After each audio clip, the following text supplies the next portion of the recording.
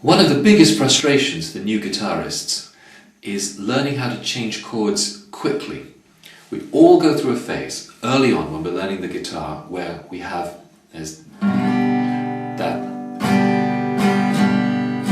that pause as we have to find the next chord, and then we can start our strumming pattern again. Oh, now I want a D. Oh, down go the fingers. Here we go. Alright, so the first thing to say about that is we all go through that. There's nobody who can pick up a guitar for the first time and magically be able to change chords. But there are some ways that we can help the process along a little bit. The first one, I'm afraid you're going to hear me talk about this a lot. The first one is tension. Make sure that there is almost no tension in your left hand at the point that you release one chord and move to the next one. It's a common thing that happens with beginners, that the tension that's required to push a chord down, which by the way shouldn't be great in your left hand or your fretting hand, but there is some tension required just to push the strings down.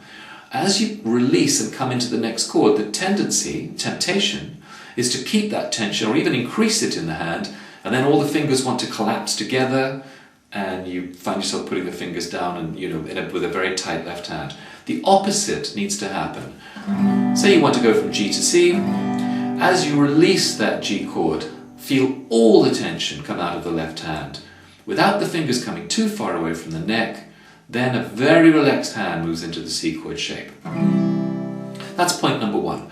Point number two is that what I did just then doesn't normally happen when you're first learning the guitar. In other words, as you go from, say, G to C, your left hand doesn't magically form the C chord shape and just drop into it. Your instinct is to put down one finger at a time, and that's what's taking the time, that's what's causing the pause between the chords. How can we help that process along? Well, as we go from G to C, which is one of the commonest chord changes and one of the more difficult ones to do quickly because all the fingers have to go to different places, what's happening here is that because the index finger is our strongest finger, the instinct is to plonk that down first and then let the others follow into position in the order middle and then ring. Have you had that happen where the ring finger is the one that you just can't get it down fast enough to make that chord change, right? Very common. One way around that is to do this. As you release the G chord, let the ring finger be the first finger that you activate. So let it come up to the fifth string, and as it's sort of approaching the fifth string and ready to drop down, have the other two come into their position. You may well want to let the ring finger push its string down first and then the other two follow. So initially it may still be a two-step process. There's your G, up comes the ring finger, down it goes, and off go the other two. But because the ring finger is the weakest one, it will be much faster.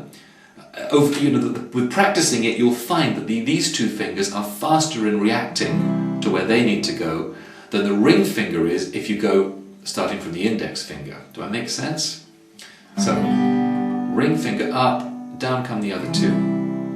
Like that.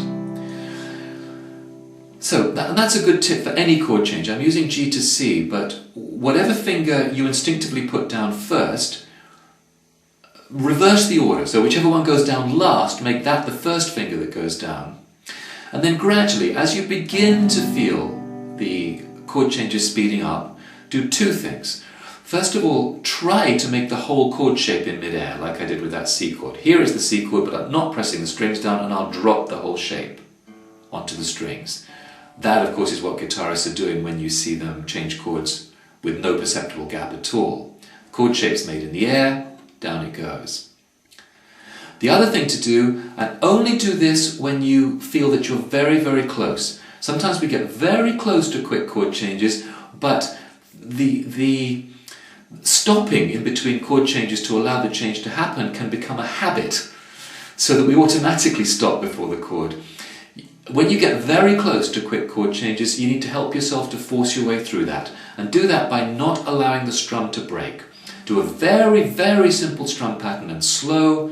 1, 2, 3, 4, and we go to C, but we won't let the rhythm change. I won't allow that rhythm to stop, even if the left-hand chord is having to catch up a little bit. Yeah? That's only necessary if you find that stopping to change chord with your strumming hand has become a habit, which can happen. Alright, I'm sure we'll have more to say on that subject as time goes by, but that, for you guys who are just starting out on your journey with the guitar, that's a good start for us.